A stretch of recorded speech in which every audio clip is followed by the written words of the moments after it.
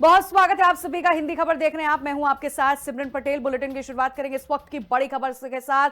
अल्मोड़ा से बड़ी खबर सामने आ रही है। मॉर्निंग वॉक पर सीएम धामी निकले। इस दौरान स्थानीय लोगों से चाय पर चर्चा करते हुए सीएम धामी नजर आए। देखिए वीडियो आपकी टीवी स्क्रीन पर आपको दिखा रहे हैं। मॉर्निंग वॉक के लिए सीएम धामी निकले थे और अचानक वहां पर मौजूद स्थानीय लोगों से चाय पर चर्चा भी करते हुए सीएम धामी नजर आ रहे हैं। इस वीडियो में साफ तौर पर आप देख सकते हैं सरकार द्वारा जन जन की सरकार, जन जन के द्वार जो अभियान चलाया जा रहा है, इसे लेकर सीएम धामी ने आम लोगों से बातचीत भी की है। आम जन से इसका फीडबैक भी लेते हुए सीएम धामी नजर आए हैं। और देखिए आपको जानकारी दे दें कि इस दौरान लोगों ने जमकर इस कार्यक्रम की सराहना भी लोगों ने की है। मॉर्निंग वॉक के दौरान सीएम धामी ने लोगों से बात की है। मुझे लग रहा है बॉक्सिंग वाला अंदर चले। बहुत अच्छा लगा।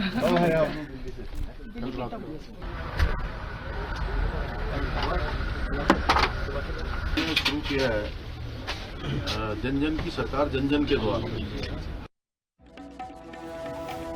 वीडियो आपको दिखा रहे हैं सीएम धामी ने लोगों से बात की है और इस दौरान फीडबैक भी सीएम धामी ने लिया है। खबरों में आगे बढ़ेंगे। यूकेएसएससी पेपर लीक मामले में 3 के खिलाफ चार्जशीट दाखिल हो गई है। ये बड़ी खबर सामने आ रही है। सीबीआई ने तीनों के खिलाफ चार्जशीट दाखिल की है। ये इस वक्त की बड़ी खबर है। नकल मामले में सीबीआई ने ये कार्रवाई की है। न्यायिक हिरासत में तीनों आरोपी को रखा गया है। इस वक्त की ये बड़ी खबर आप तक पहुंचा रहे हैं। नकल मामले में सीबीआई ने बड़ी कार्रवाई करते हुए तीनों के खिलाफ चार्जशीट दाखिल कर दी है।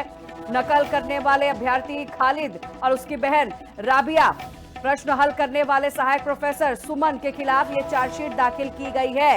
ये बड़ी खबर आप तक पहुंचा रहे हैं। आपको जानकारी दे दें कि पेपर आउट हुआ था और 3 प्रश्न जो है उसके उत्तर जो है वो आउट हुए थे ठीक एग्जाम से पहले, जिस मामले में सीबीआई ने कार्रवाई करते हुए 3 के खिलाफ चार्जशीट दाखिल कर दी है। ये बड़ी खबर आप तक पहुंचा रहे हैं। इस वक्त की बड़ी खबर है। नकल करने वाले अभ्यर्थी खालिद और उसकी बहन राबिया के खिलाफ ही ये चार्जशीट दाखिल की गई है। शुभांगी ज्यादा जानकारी ली हुई सहयोगी हमारे साथ जुड़ गई हैं। शुभांगी, लगातार विपक्ष इस पर सरकार को घेर रहा था, अब सीबीआई ने इन तीनों के खिलाफ चार्जशीट दाखिल कर दी है। बिल्कुल, देखिए बड़ा कदम है पेपर लीक मामले में, क्योंकि यूके का पेपर 21 सितंबर को लीक हुआ था। ऐसे में जो 3 मुख्य इसमें आरोपी पाए गए, क्योंकि जो खालिद था ये उसने चीटिंग का पूरा प्लान बनाया था, उसकी बहन साबिया इसमें इन्वॉल्व थी और असिस्टेंट प्रोफेसर सुमन जिन्होंने इनकी मदद की, प्रश्न पत्र सॉल्व किया। ये तीनों के खिलाफ अब चार्जशीट जो है सीबीआई ने दाखिल कर दी है। ऐसे में लगातार सीबीआई इसको लेकर जांच कर रहा था और 2 महीने की जांच के बाद अब ये चार्जशीट दाखिल हुई है, क्योंकि बेरोजगार जो है, जो लोग, जिन लोगों ने मेहनत करके कई सालों से जो परीक्षाओं की तैयारी कर रहे थे, उनकी मेहनत पे ये पानी फिरा था और कई सारे आंदोलन प्रदेश के अंदर देखने को मिले। सड़कों पर युवा दिखे, मुख्यमंत्री के सामने उन्होंने गुहार लगाई कि हमें पारदर्शिता के साथ इसकी जांच चाहिए और मुख्यमंत्री ने इसकी जांच जो है वो सीबीआई को सौंपी। सीबीआई लगातार इसके जो तथ्य है वो खंगाल रही थी, कहां से इसका लिंक था, कौन कौन लोग इसमें इन्वॉल्व थे। और ऐसे में चाहे वो सुमन हो, क्योंकि खालिद और उसकी बहन को पहले गिरफ्तार कर लिया गया था, लेकिन सुमन को लेकर थोड़ा डाउट था कि क्या वो सच में इसमें इन्वॉल्व थी या फिर इसने ना जानते हुए वो पेपर सॉल्व किया था। लेकिन जब सारी जांच हुई, पूछताछ की गई, तो उसमें वो आरोपी पाई गई और अब इन तीनों के खिलाफ चार्जशीट दाखिल कर दी गई है। अभी भी ये केस जो है वो चलता रहेगा, सीबीआई की इस पर पूरी नजर रहेगी, क्योंकि हो सकता है इन लोगों के अलावा भी इसमें कई लोग इन्वॉल्व हो, क्योंकि पहली बार नहीं था जब पेपर लीक उत्तराखंड के अंदर हुआ। ऐसे में सीबीआई की नजर इस पर है और ये कहीं ना कहीं राहत भरी खबर है उन लोगों के लिए जो लगातार इसको लेकर आवाज उठा रहे थे कि बिल्कुल शुभांगी, ये राहत भरी खबर है और लगातार प्रदेश सरकार ये कोशिश कर रही है कि जो नकल माफिया हैं उनकी नकेल कसी जाए। सुमन के खिलाफ भी चार्जशीट जो है वो दाखिल कर ली गई है। आप मुझे शुभांगी ये भी जानकारी दीजिएगा, इन 3 आरोपियों के अलावा क्या किसी और का नाम अभी तक सामने आया है? क्या किसी और राज्य से इसके तार जुड़े हैं? क्या इसे लेकर कोई अपडेट आप तक? देखिए अभी तक क्योंकि जो जानकारी मिल पाई है, क्योंकि इन 3 लोगों को पहले पूछताछ के लिए बुलाया गया था, इन 3 लोगों पर ही नजर थी। पुलिस प्रशासन ने जब पूछताछ की थी, क्योंकि हरिद्वार के से ये मामला सामने आया था जब पेपर लीक हुआ था, ऐसे में सुमन, खालिद और साबिया ये 3 मुख्य थे जिन पर सबकी नजर थी और इन्हीं से सीबीआई ने भी जांच की। हालांकि अभी तक इसका लिंक कहीं और से जुड़ता हुआ नजर नहीं आया है, लेकिन अभी ये केस क्लोज नहीं हुआ है, अभी भी इस पर जांच चल रही है और हो सकता है कि इसका लिंक कहीं से निकलकर सामने आता है तो उस पर भी पकड़ जो है जरूर सीबीआई बनाता हुआ नजर आएगा। बिल्कुल शुभांगी, अब देखना होगा कि इस पे और कितने बड़े खुलासे होते हैं। बहरहाल बहुत शुक्रिया करूंगी आपका जानकारी देने के लिए। खबरों में आगे बढ़ेंगे, एक और बड़ी खबर सामने आ रही है। उत्तरकाशी के पुरोला विधानसभा सीट से बीजेपी विधायक दुर्गेश लाल और उनकी पत्नी निशा ने खातों में मनरेगा की मजदूरी राशि पहुंचाने का मामला जो है अब तूल पकड़ता जा रहा है। ये प्रकरण जो है पूरे प्रदेश में चर्चा का विषय भी बन गया है। सवाल उठ रहे हैं कि विधायक पद पर रहते हुए विधायक दुर्गेश लाल और उनकी पत्नी के खाते में मनरेगा की धनराशि आखिर कैसे पहुंची। वहीं पूरे मामले को लेकर विधायक दुर्गेश लाल ने डीएम से शिकायत पत्र भी सौंपा है। तो अब सवाल जो है कई उठ रहे हैं कि विधायक रहते हुए मनरेगा की राशि जो है उनके खाते में कैसे पहुंची है। हालांकि देखिए, आपको जानकारी ये भी दे दें, इसे लेकर विधायक ने डीएम को ज्ञापन भी सौंपा है, पत्र सौंपा है। मनरेगा के द्वारा जिस तरीके से कुछ अराजक तत्वों ने मेरे परिवार में मेरी स्वर्गीय माताजी और मेरा खुद का और मेरी पत्नी का जो मनरेगा जॉब कार्ड में फर्जी तरीके से जो मनरेगा वेज लिस्ट होती है मजदूरी दर, उसमें वो शो कर रहा है, लेकिन हमारे किसी भी अकाउंट में कोई पैसा नहीं आया। लेकिन कुछ असामाजिक तत्वों ने ये राजनीतिक साजिश के तहत मुझे बदनाम करने, मेरी सामाजिक और राजनीतिक छवि को जो है एक तरीके से धूमिल करने का काम किया है। इनके खिलाफ सरकार कार्रवाई कर रही है, उस पर जांच बैठ गई है। उत्तराखंड सरकार ने प्रवासी पंचायतों का आयोजन करने का फैसला लिया है और इससे विदेश और दूसरे राज्यों में काम कर रहे लोग वापस बुलाए जाएंगे। सरकार उन्हें रिवर्स पलायन से जुड़ी योजनाओं के बारे में बताएगी और उन्हें सुझाव भी देगी। सरकार के मुताबिक पिछले 4 सालों में लगभग 6,282 लोग अपना गांव छोड़कर कारोबार शुरू कर चुके हैं। वहीं पूर्व मुख्यमंत्री हरीश रावत का कहना है कि ये आंकड़े बिल्कुल भी सही नहीं है। उन्होंने कहा कि जिन लोगों की छोटी नौकरियां भी छूटी हैं, उन्हें रिवर्स पलायन में शामिल किया जाए। झूठे आंकड़े और ये रिवर्स पलायन में वो लोग आए हैं जिनका रोजगार जहां थे, वो काम जहां थे वो छूट गया। नौकरियां प्राइवेट छोटी छोटी नौकरियों में थे, वो छूट गया। वो लौट करके आए तो उनको इन्होंने अपने रिवर्स पलायन अपने प्रयासों में जोड़ दिया, अपने खाते में जोड़ दिया। भाजपा हमेशा झूठे खाते बनाती है, पेश करती है। ये आंकड़े हकीकत नहीं देख रहे हैं। जमीन में जाकर के गांव खाली हो रहे हैं, लोग असुरक्षित हो गए हैं गांव के अंदर। पहले आर्थिक असुरक्षा पैदा हुई थी, अब तो जीवन की असुरक्षा पैदा हो गई है। बाघ, बुल्लाड़, भालू सब इनके ऊपर छोड़ दिए हैं इन्होंने। खबरों में आगे बढ़ेंगे। देश की सबसे पुरानी पर्वत श्रृंखला अरावली की सुरक्षा को लेकर अब बहस चल रही है। सरकार ने पहाड़ की परिभाषा बदलने का प्रस्ताव दिया है। अगर ये पास हो गया तो कई अरावली की पहाड़ियां खनन के लिए खुल सकती हैं। उत्तराखंड के पूर्व मुख्यमंत्री हरीश रावत ने कहा कि ये बहुत ही खतरनाक है। उनका कहना है कि इससे अरावली की आधी से ज्यादा पहाड़ियां खतरे में पड़ जाएंगी और उनकी सुरक्षा पर भी असर पड़ेगा। उन्होंने बताया कि उत्तराखंड पहले ही जलवायु बदलाव के कारण प्रभावित है और अरावली की बर्बादी इसे और बढ़ा सकती है। उसकी परिभाषा बदल दे रहे हैं पहाड़ी की। कह रहे हैं जमीन के नीचे कितनी है, वहां से उसकी हाइट गिनी जाएगी। तो इसका अर्थ है कि आधी से ज्यादा अरावली की पहाड़ियों को आप जो है पहाड़ी की परिभाषा से बाहर रख करके, ताकि जो माइनिंग पर रेस्ट्रिक्शन है वो रेस्ट्रिक्शन से बाहर करना चाहते हैं। तो ये खतरनाक खेल हो रहा है। और अरावली का मतलब है पर्यावरण के लिए गंभीर खतरा। अरावली की पहाड़ियों की रक्षा राष्ट्रीय कर्तव्य है और उत्तराखंड तो बर्बाद हो जाएगा। पहले हम जलवायु परिवर्तन से बुरी तरीके से ग्रस्त है, हम और हिमाचल। हम तो जो है 2-4 बरसातों में ही आधा साफ हो जाएंगे। टिहरी में लंबे समय से नेटवर्क की दिक्कत बनी है, जिसे ठीक करने के लिए प्रशासन कदम उठा रहा है। खासतौर पर ग्रामीण इलाकों में बच्चों को बेहतर नेटवर्क मिले ताकि वो अपनी पढ़ाई ठीक तरीके से कर सके। इसी उद्देश्य से ये पहल की जा रही है। इसके लिए सिटकुल में एमडी सौरभ की मदद ली जा रही है। विकास भवन में एक केंद्र बनाया जाएगा जिससे आसपास के ग्रामीण क्षेत्रों में अच्छी नेटवर्क सेवा पहुंचाई जा सके। प्रशासन का कहना है कि इससे पढ़ाई के साथ साथ आपदा के समय भी नेटवर्क काम करेगा। और 170 बच्चे हमारे जो हैं 11वीं और 12वीं के, वो JEE की कोचिंग ले रहे हैं। लेकिन जब बच्चों से कोचिंग कर रहे हैं, बहुत अच्छा फ्री ऑफ कॉस्ट उनको कोचिंग मिल रही है, बट बच्चों से वार्ता करने में यही सबसे बड़ी प्रॉब्लम थी कि बच्चों को इंटरनेट बैंडविड्थ उतनी नहीं मिल पा रही है। तो ऐसे में आप सभी जानते हैं कि जो यहाँ पूर्व में भी हमारे जिलाधिकारी रहे हैं सौरभ गिरवाल जी, और वो रुद्रप्रयाग के जब DM रहे थे, तो उन्होंने वहाँ पे एक बहुत अच्छा प्रयास किया था, जिसमें उन्होंने एक रिडंडेंट डिजास्टर के लिए एक नेटवर्क पूरा क्रिएट करा था कि यदि हमारी OFC कभी भी कट जाती है तो हम एक रिडंडेंट नेटवर्क, हमारा एक ऑल्टरनेट नेटवर्क हो कनेक्टिविटी का, जिससे कोई यूज़ करके हम सभी से कम्युनिकेट कर पाए। और वही चीज़ उन्होंने स्कूल्स में भी इम्प्लीमेंट करी थी। तो उसी से ही हमने सौरभ की मदद लेते हुए, जो अभी करंटली MD सिडकुल हैं, हमने उनको रिक्वेस्ट किया था कि वो हमारे भी टिहरी जनपद में स्पेसिफिकली जो फिजिक्स वाला के बच्चे जो पढ़ रहे हैं उन स्कूल्स को हम लोग फर्स्ट फेज में लें और बच्चों को एक अच्छी नेटवर्क कनेक्टिविटी दे पाए। खबरों में आगे बढ़ेंगे। टिहरी के जिलाधिकारी नितिका खंडेलवाल ने कलेक्ट्रेट सभागार में जनता दरबार का आयोजन किया। इस दौरान पायल गांव से लोगों ने टिहरी झील के कारण खतरे की जानकारी दी और विस्थापन की मांग की है। जिलाधिकारी ने कहा कि पयाल और अन्य प्रभावित गांवों का विस्थापित किया जाएगा, लेकिन इसके लिए अंतिम सर्वे रिपोर्ट का इंतजार करना होगा। इसके बाद टिहरी बांध परियोजना अधिकारी आगे से कार्रवाई करेंगे। जनता दरबार में लोगों ने पेयजल, लोक निर्माण, ऊर्जा विभाग से जुड़ी शिकायतें भी दर्ज कराई है।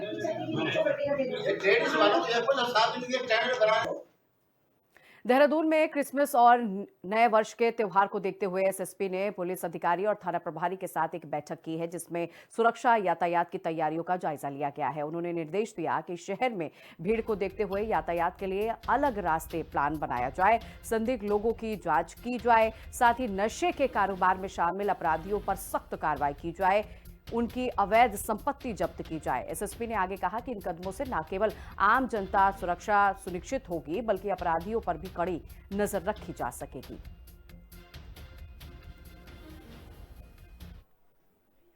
उत्तराखंड सरकार ने क्रिसमस और नए साल से पहले खाद्य सुरक्षा अभियान शुरू कर दिया है, जिसका मकसद है लोगों को साफ सुरक्षित खाना मिलना।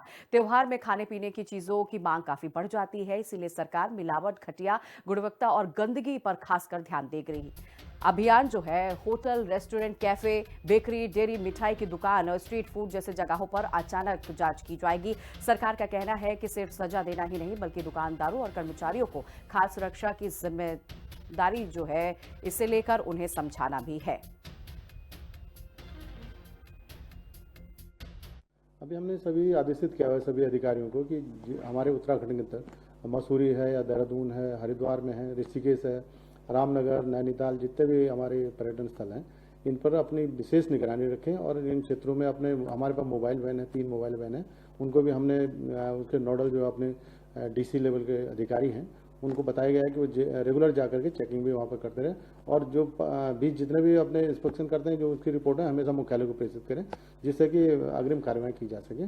और सभी अधिकारियों को ये भी सूचित किया गया है कि कोई इस दौरान कोई भी छुट्टी उनके लिए नहीं है, वो अपने कार्यों पे व्यस्त रहें और उन सभी लोगों को जो आने वाले लोग हैं उनको कोई भी ऐसी चीज़ें प्रॉब्लम ना आए जिससे कि हमारे स्टेट के लिए छवि गलत खराब हो। हरिद्वार के रानीपुर में एक मानसिक रूप से कमजोर महिला को घर में घुसने के शक में खंभे से बांधकर जमकर पीटा गया और इसका वीडियो सोशल मीडिया पर खूब वायरल हो रहा है। वीडियो वायरल होने के बाद पुलिस ने तुरंत कार्रवाई की।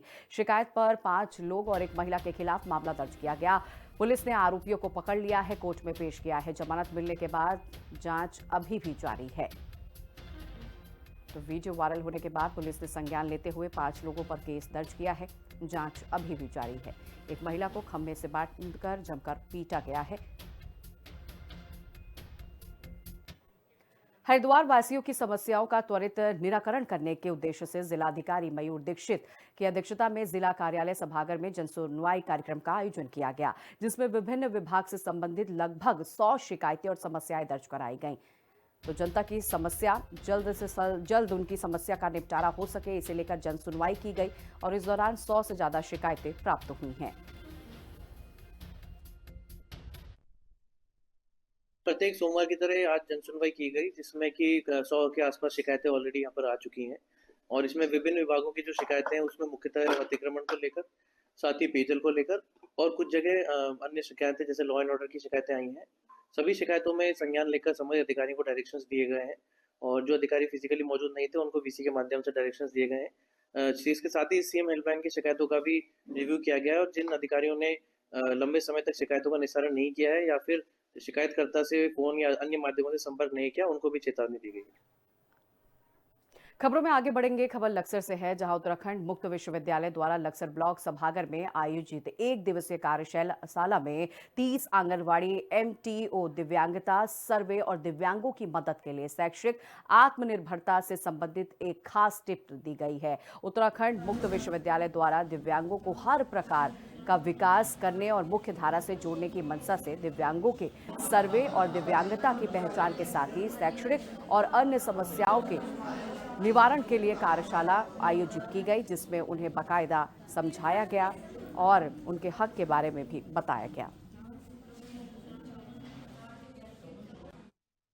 आज यहाँ पर चयनित जो खानपुर ब्लॉक और लक्सर ब्लॉक के चयनित 30 आंगनवाड़ी कार्यकर्ता हमारे बीच में हैं, क्योंकि वो गांव में रहते हैं, लोगों से सीधे जुड़े रहते हैं। उनको इस तरह के जो लोग समाज में छिपे हुए रहते हैं, जिनको अपने पता नहीं था, दिव्यांगता के प्रकार उनको जानकारी नहीं होती, तो उनको वंचित लोग हैं, जो दिव्यांग लोग हैं, उनके जीवन में हम लोग कैसे परिवर्तन ला सकें, उनको क्या क्या दिक्कतें होती हैं, क्या उनकी समस्याएं होती हैं, ये सब जानकारी एकत्रित करने के लिए इनको एक दिवसीय कार्यशाला यहाँ पर दोनों ब्लॉकों में आयोजित की जा रही है। 2021 में जब ये एक्ट आया था, नवीन दिव्यांगजन अधिकार अधिनियम, इसमें दिव्यांगता की संख्या 21 कर दी गई, जिसमें 3 महत्वपूर्ण चीज़ आई। एक आई डार्फिश, जिसे बौनापन कहते हैं, एक आता मेंटल इलनेस, जो मानसिक विकार, मानसिक रोग से, और तीसरा जो सबसे महत्वपूर्ण है, हमारे समाज में एसिड अटैक विक्टिम की जो संख्या बढ़ रही है, उसको भी डिसेबिलिटी में डाल दिया गया है। क्योंकि उन लोगों को ना तो नौकरियों में आरक्षण मिलता था, ना उनकी कहीं कोई सुनवाई होती थी। जब से सरकार ने इन चीज़ों को डाला है दिव्यांगजन अधिकार अधिनियम में, तब से इनको भी दिव्यांगता की श्रेणी में लाके एक अच्छा कार्य ये किया गया कि ये अपना सशक्तिकरण भी करें और इनके लिए रोजगार के साधन भी अब जगह जगह उपलब्ध हो रहे हैं। नहीं तो ये समाज का एक थोड़ा सा वंचित वर्ग भी था और दिव्यांगता के कारण ये कहीं आगे नहीं आ पा रहा था। मसूरी फिर से उत्सव के लिए तैयार है। इस साल विंटर लाइन कार्निवल 26 दिसंबर 2025 में शुरू होगा, जो कि 29 और 30 दिसंबर तक चलने वाला है। ये कार्निवल उत्तराखंड के रजत जयंती इंद्रमणि बडोनी की 100वीं जयंती के अवसर पर मनाया जाएगा। SDM राहुल आनंद और नगर पालिका अध्यक्ष मीरा सकलानी ने बताया है कि इस बार लगभग 95% कलाकार स्थानीय होंगे। वो लोकगीत, लोक नृत्य और अन्य सांस्कृतिक कार्यक्रम जो है पेश करेंगे। विंटर कार्निवल का आयोजन जो है होने वाला है और ये 3 दिन तक चलेगा। परसों तारीख से जो हमारा सबसे अवेटेड इवेंट है मसूरी का, मसूरी विंटर लाइन कार्निवल, उसका आगाज होगा और ये 24 से 29 लगभग 6 दिन के लिए हमारी चलेगी। तो उसकी लगभग तैयारियां पूरी हो गई है। सजावट का कार्य बिल्कुल तेजी से चल रहा है, लगभग सजावट हो भी गई है और बाकी जो अंतिम रूपरेखा है उसको कोशिश की जा रही है। ब्रोशर्स हमने रिलीज कर दिए हैं, आर्टिस्ट हमारे फाइनल हो गए हैं और जैसा कि हमेशा की भांति मुख्य जो वेन्यू होगा वो हमारा नगर पालिका टाउन हॉल होगा और इसके उपरांत इसके अलावा जो होगा हमारे शहीद स्थल, गांधी चौक, लैंडौर, कंपनी गार्डन और गढ़वाल टेरेस, जो हमारी ये 4-5 जगह हैं, वहाँ पे भी लगातार प्रतिदिन कार्यक्रम चलते रहेंगे ताकि पूरे शहर में एक एहसास हो कि कार्निवल और पूरा शहर इससे अपने आप को जुड़ा हुआ महसूस करे। खबरों में आगे बढ़ेंगे। खबर लक्सर से है, जहां स्वच्छ भारत अभियान के तहत तहसील प्रशासन और नगर पालिका प्रशासन ने नगर क्षेत्र के कई मोहल्ले में सफाई अभियान चलाया है। इस दौरान SDM गौरव अल्लाह ने लोगों के बीच वो पहुंचे और इस दौरान स्वच्छता अभियान जो है वो चलाया गया है।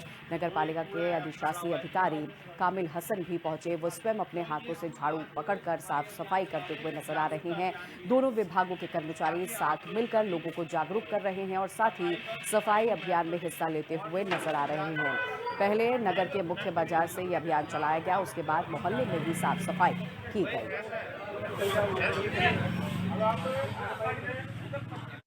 रविवार के दिन लक्सर बाजार में लक्सर SDM पहुंचे, नगर पालिका प्रशासन सहित उन्होंने लक्सर की साफ सफाई व्यवस्था देखी और एक सफाई अभियान चलाया, जिसके तहत वहां पर हम पहुंचे।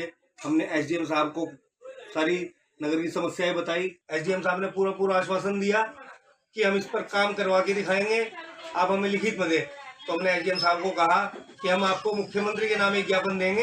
हम माननीय मुख्यमंत्री जी से, धामी जी से आग्रह करते हैं कि लक्सर की समस्याओं पर थोड़ा सा ध्यान लगाएं। जो लक्सर की जनता 2 भागों में बटी पड़ी हुई है। नैनीताल जिले में अगले 2 सप्ताह चुनौती भरे रहने वाले हैं क्योंकि विंटर कार्निवल और क्रिसमस 31 दिसंबर के साथ साथ शीतकालीन पर्यटन का शानदार आगाज होने जा रहा है। यातायात व्यवस्था को लेकर पर्यटकों को असुविधा न हो, जिला प्रशासन और पुलिस प्रशासन के लिए एक बड़ी चुनौती है। क्रिसमस और 31 दिसंबर के मौके पर नैनीताल पर्यटकों से गुलजार रहता है। देश विदेश से सैलानी यहां घूमने के लिए आते हैं। ऐसे में पुलिस प्रशासन ने यहां विशेष यातायात व्यवस्था की तैयारी की है। तो वहीं जिला प्रशासन ने होटल एसोसिएशन से बेहतर व्यवस्था बनाए रखने और रेट लिस्ट तैयार करने का भी निर्देश जारी किया है।